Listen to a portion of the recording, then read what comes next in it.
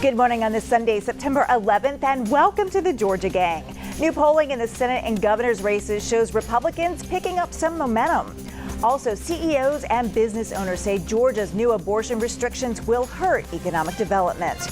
And Fulton County is still without a permanent elections director 2 months before the November elections. Melita, Phil, and Martha are all here. Bobby Capel is filling in for Theron. Welcome back. Glad to be here. Thanks for being here. The debate and discussion begin right now. From the Fox 5 studios, the Georgia Gang starts now. A new Fox 5 Insider Advantage poll shows incumbent Senator Reverend Raphael Warnock now trailing Republican challenger Herschel Walker with 44% versus Walker's 47%. Warnock appears to have lost 4 points, while Walker picked up 2 points since July's poll. Libertarian Chase Oliver polled at 4 to 5%, so 5% are still undecided. Meanwhile, this week, Walker kicked off his statewide bus tour to try and drum up even more support heading into November, as he and Senator Raphael Warnock continue their debate over debates. Go to the polls this come November. Go to the polls and vote. It's time to put the right people in Washington. Herschel Walker kicked off his Unite Georgia bus tour in Emerson as he tried to motivate voters to turn out for him and other GOP candidates. Quit the games, agree to debate. Senator Warnock's campaign released this new video urging Walker to stop dodging debates. Warnock agreed to 3 debates. Walker agreed to a separate debate in Savannah. He said he'd debate me anytime, anywhere. So, look, here's the bottom line. The people of Georgia deserve to hear what we intend to do on their behalf. After all, this is a job. If you want folks to hire you, you ought to sit for the interview. Now, Senator Warnock says he will agree to the same Savannah debate as long as the candidates won't be given topics beforehand, and Walker agrees to another debate in Atlanta or Macon. And I'm going to tell him right now, he's afraid to debate me, and I know it. So if he's not afraid, show up on October 14th in Savannah, Georgia, so it'll be televised statewide, and we can debate. And then we can talk about all the other stuff. But right now, he don't want to debate. He's just throwing something else out there. If you wanted to debate, put your big man pants on and quit complaining. To be fair, though, he agreed to debates before you did. Yes, but was it a fair debate? Now, with the Libertarian in the race, it's possible this one could go to a runoff. Melita, I'm going to start with you this week because you're surprised, and not just this Insider Advantage poll, but are you surprised that Walker is actually out ahead? I mean, these are statistical ties. Well, they are statistical ties. We've got 60 days, well, actually it'll be 58 days by Sunday left for the campaign. There's a lot of money that's been pre-bought on ads. And so I'm not terribly surprised by the poll results, and I think this debate will get ironed out. I mean, I don't think that Warnock is the one who's been reluctant to debate. It's been Walker, and it will be very interesting to see if the details can be ironed out. But I think the Macon and Atlanta debates will go on with or without Herschel Walker. Martha, you see the polling. What are your thoughts? Well, and it still is a statistical tie, but what you've seen is Walker move about 4 points up and Warnock moved down a couple of points. So it's not the direction anybody wants to go in. They can explain it any way they want to, but no candidate wants to be going backwards or losing ground. They always want to gain ground. I think Herschel Walker has stayed more tight on his message. We had him on this week as he kicked off his bus tour. He talked about how he was preparing for, when he's elected senator, to prepare for foreign policy issues, those kinds of things. I don't know if the debate thing is going to be ironed out. I think that the Savannah one will happen. And I think we ought to go back to having audiences at these debates. I understand what someone's saying. If you're in a room just talking about issues, let's get an audience back in there. Oh, remember those debates in Perry? They were fun. You could barely hear something. That's right. Bobby. Yeah, I think it's interesting. You have seen some movement, it appears, in the last 3 polls towards Walker, but it's not really a surprise. We're after Labor Day now. People are starting to pay attention. The ads are playing on television. Of course, Republicans are going to come home at some point, just like Democrats are going to come home. What I think is most interesting in these polls is you're seeing on every single one of these polls, including yours, that there is a statistical tie, and no one's getting above 47 or 48. And you see the Libertarian pop with that 2, 3, 4%. This thing is almost, I mean, this is my opinion, I think it's almost surely going to a runoff, which we know what that looks like because we just went through it a year and a half ago. Before you get to Phil, those Libertarian numbers are always a lot higher than they end up. But they only have to be like 1.5 to take it to a runoff. It's not much. It's a possibility. In a tight race. Yes, Phil. Well, a couple points. If you dig down into the Insider Advantage Fox 5 poll, you'll see that the independents are really swinging toward the Republicans statewide in both the U.S. Senate and in the governor's race.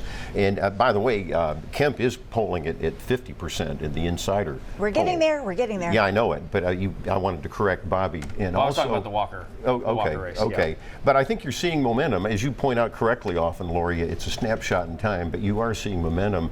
And as for the debate, I just talked before the taping to the Herschel Walker campaign. They're ready to go on Savannah. They've dropped, the media has reported that he wanted to know the questions. That basically they say is inaccurate, that he doesn't care. He's ready to go whether he sees questions or topics or not. I was going to say, it's not questions, it's topics that were the debate. He doesn't care about the topics either. He says, let's just go to Savannah. And Warnock says, I'll go to Savannah. This is as of Friday. Warnock said, I'll go to Savannah, but I want you to do Atlanta too. That seems to be the hang-up. I think Savannah will happen, though. Quickly, Melita. Well, I think we have to remember, though, how wildly off the polls were in the Republican gubernatorial primary. Those polls were all over the place and very different from what the actual turnout was. And I think part of that has to do with the fact that we're polling likely voters, and 20% of the people registered to vote did not vote the last time because they're newly registered. So they aren't even on the likely voter radar screen. And let's talk about the governor's race, because we could still talk about polling here. Let's take a look at the numbers. Governor Brian Kemp is actually widening his lead over Democrat Stacey Abrams. Kemp picked up a point, but Abrams slipped 2 points since July's poll. Kemp continues to lead Abrams now with 50% versus her 42%. And then there's a Libertarian also in this race. Shane Hazel polled at 1%. Another 1% say they plan to support another candidate, and those undecided grew to 6%. What do you make of these numbers, Bobby? Yeah, and I would just caution and just say that we love pollsters. We love the information. It's a snapshot in time. It's also modeled typically on the previous election, and we never know what's going to happen in this next. When you have two worlds colliding here, you have what would normally be a red wave year because you have Democratic power in the House and the Senate and the presidential race, where typically you'd get a snapback in the House and the Senate, and that would carry over statewide against the Roe versus Wade overturn. We never had anything like this in the last 50 years in American politics that has just thrown everything out the window potentially and gotten women engaged in a manner that they haven't necessarily been engaged in an off-year midterm election. Back to Phil. Yeah, let's talk about polling a minute. Primary polling is very different from a general election poll, and you're going to have a lot more people on both sides of the aisle that are going to be voting. And I will point this out too. It's very difficult to poll, for example, Trump voters, and we've talked about this before. A lot of times landlines are gone. You're relying on cell phones. You're relying on internet interviews and focus group interviews, and that's all mixed in. So I would say that you're going to get far, far more votes this November. And I do agree with the Libertarian vote will go down. The undecided vote is going down in both these races, though. And Melita, I've been talking to a lot of people. There is some disconnect with Stacey Abrams and what's happening with her campaign. Why is she sliding in the polls, do you think? I think people are beginning to focus on issues, and I think as they do that, the differences between the Stacey Abrams message and the Brian Kemp message will become more clear. So I think she'll pick back up. The message is, I can do what you did, but better. And so he's an incumbent, and he's very hard to beat because of that. There is a lackluster support for Stacey Abrams this time, and you're starting to see that in the polls. She's concerned about African American men. She's concerned about other groups. But again, I know her campaign will say, and they've said to me, oh, well, we didn't start until December. Well, that's a little bit disingenuous because they knew they were going to run for this seat again for a lot longer than December. I think she's got a tough road. I'm not saying I agree with you, polls are a snapshot in time and all of that, but the enthusiasm behind Stacey Abrams is not there. Can I just say one more thing on that? Just remember back 4 years ago when she was running against Brian Kemp before he was governor and he was Secretary of State, she outperformed all of the polls on Election Day. So keep that in mind. She also outperformed him in every single poll. Lori, a quick footnote on the Warnock U.S. Senate race. Warnock has thrown $30 million worth of ads against Herschel Walker, and yet Walker is still coming up. I think that's interesting. All right, we'll leave it there. Coming up, several bipartisan business executives say the Republican policies of this state are hurting Georgia's pro-business reputation. We'll discuss.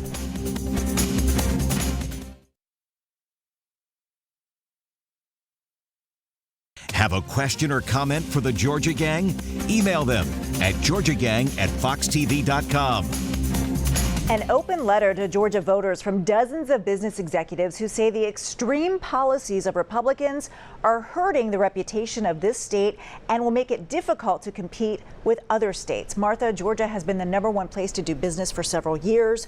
Will that change with these new gun laws and the abortion restrictions? You know, in complete disclosure, I'm still the interim executive director of the Georgia Life Alliance, but my problem when I read this letter was that these are companies that by and large only given women 6 weeks off for maternity leave, but they're offering to pay for abortions and travel time. I think there's a disconnect there, and if you want to talk about family values, maybe these companies ought to look at what their maternity policies are and not worry so much about what the state legislature is going to do in January. Melita. Well, I believe that the abortion issue is important to the business community, and I do believe that we are already seeing some corporations report the fact that some young women do not wish to work in a state like Georgia, which has an abortion ban and such strict policies, no matter what kind of opportunities the company may offer in their employment practices. This 6-week abortion ban makes women feel like second-class citizens, and people don't want to come here. And later on, we'll see the impact that this 6-week abortion ban has on medical care and training of medical doctors, because we have 3 medical schools in Georgia. Phil, we saw the business community come out really hard against religious freedom when Governor Deal was governor. We don't see them weigh in as often on the abortion issue. Well, that's right. These aren't prominent companies that you're talking about. I noticed some of them are even out of state. And I think the fact that polling has shown, not just in this cycle, but in previous cycles, your pocketbook and your wallet issues are huge. I don't care what the Democrats say. We are in a recession and people are hurting.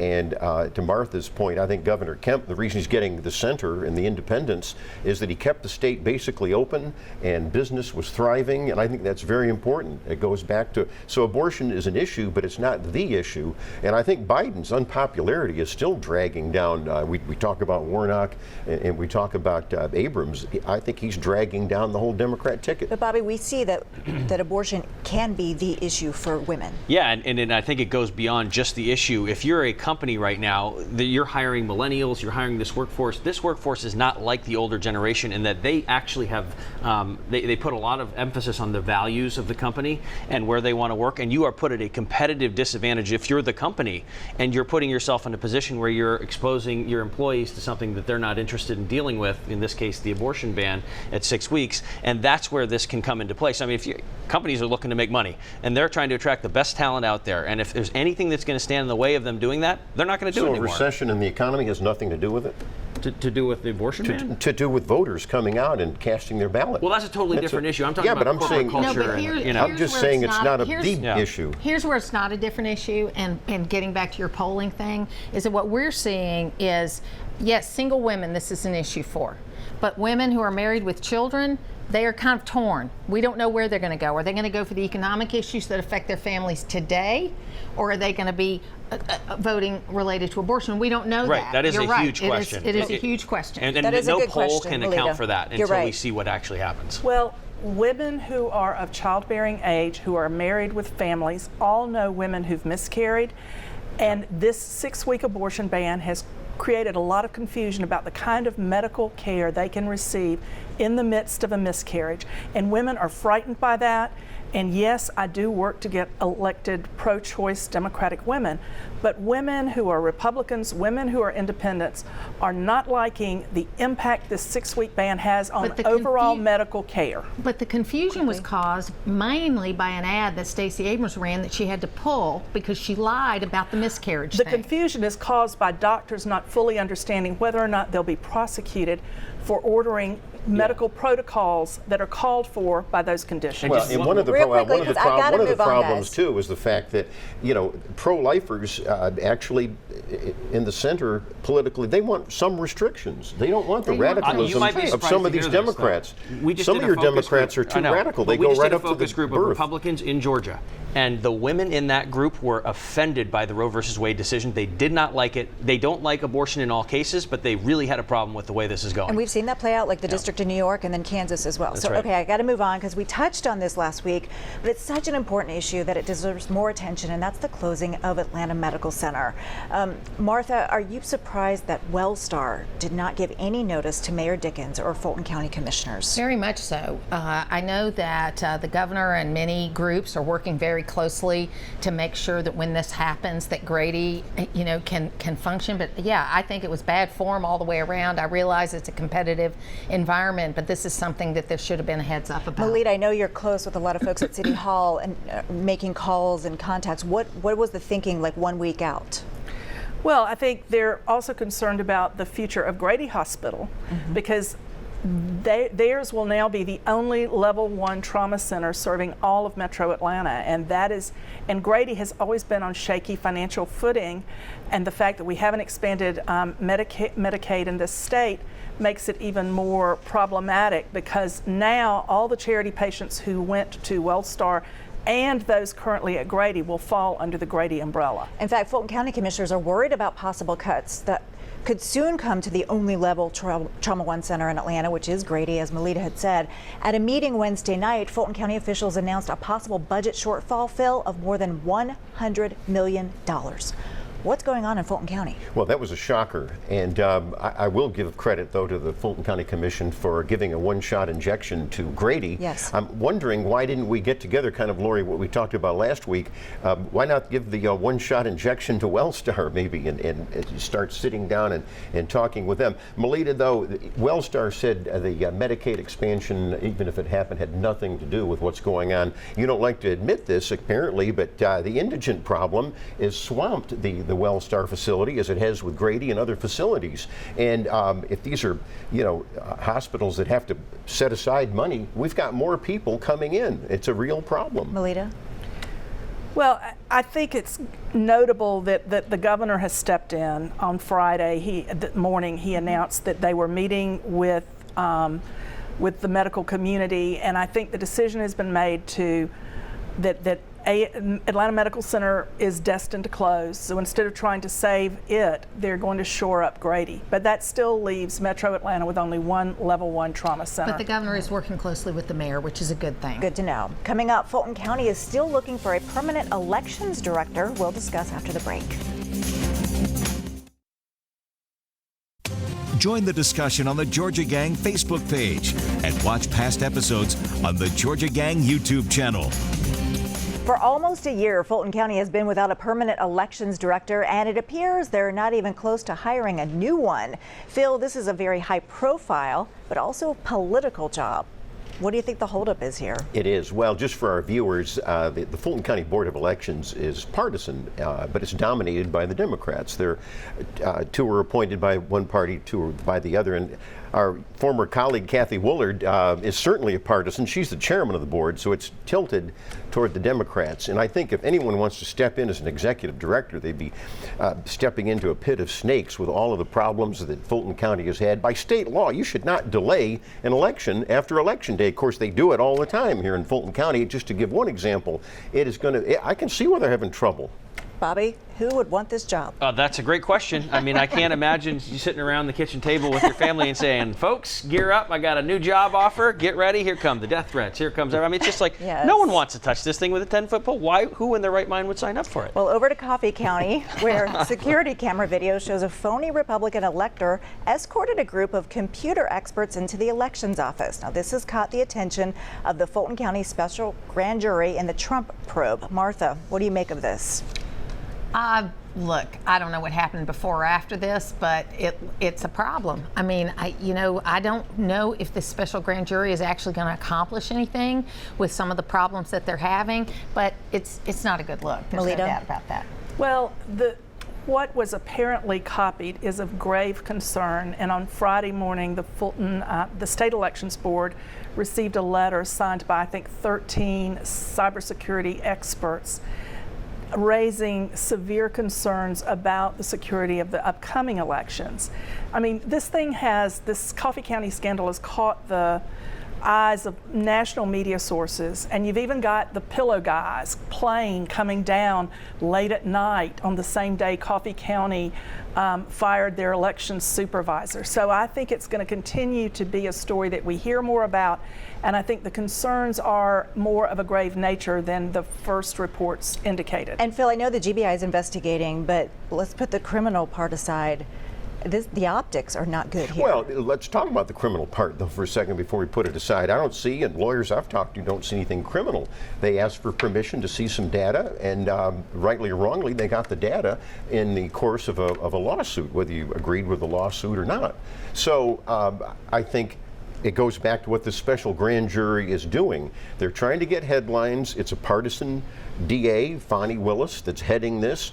She's suffered some reverses lately. You know, she's been sending her prosecutors around the country. I see in Texas, where Texas says, no, wait, they can't come over and testify. I think this is all part of trying to help the Democratic ticket here in November. But Bobby, it is interesting that this group went to Coffee County, didn't go to DeKalb or Fulton. They're going to add or Cobb, went down, to Coffee County. Yeah, it's very interesting. And when let's just call this. Oh, it's a Republican county, by the way. Yeah, it's a Republican county, and let's just call this for what it is. For all the talk of voter fraud coming from 1600 Pennsylvania Avenue a few years ago, or 2 years ago now, I really want to put him in the past, please. From Donald Trump, this is what happens when you infect the minds of people in thinking that there was not a lawful election held, and this is why it's so dangerous for American democracy. They were asking questions about the data. You're right. opposed to people asking questions? Melita? Well, it's not just data. It's copying software that's used to run the election. And changing out the equipment in Coffee County still puts that software in the hands of people who have proven nefarious intentions. All right, we'll leave it there because we'll be debating this for weeks to come.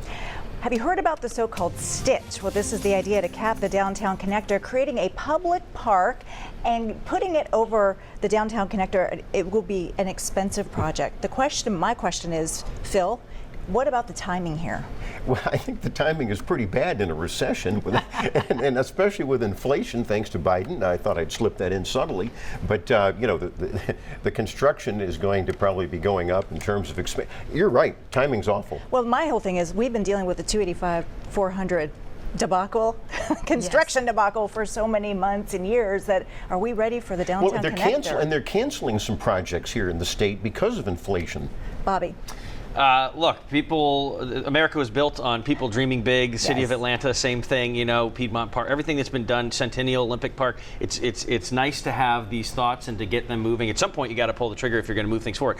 As far as the traffic, no one wants to deal with more traffic on 85 I just can't imagine but it is a pretty cool shut down the connector. We would all love it. It's just the pain of getting there, right, Melita? Yes. Well, and similar projects in other big cities have become tourist destinations and are center points of spurring economic development, and so it'll be interesting to see what the studies come up with. It is a very forward-thinking project. It's a forward-thinking project, very expensive, and the challenge is in building anything like this is that you do the environmental studies, and then if it takes too much time, which in an expensive project it will, then you got to do them again, and then it costs more, and it becomes like, I don't know, the big dig up in Boston or something, whatever, that it ended up costing billions of dollars. That's what we don't want to have happen. Beautiful renderings, though. Beautiful renderings. It does look beautiful. It is. It looks awesome. Cool if it was I love the big ideas. All right, coming up, winners and losers. Stay tuned, everyone.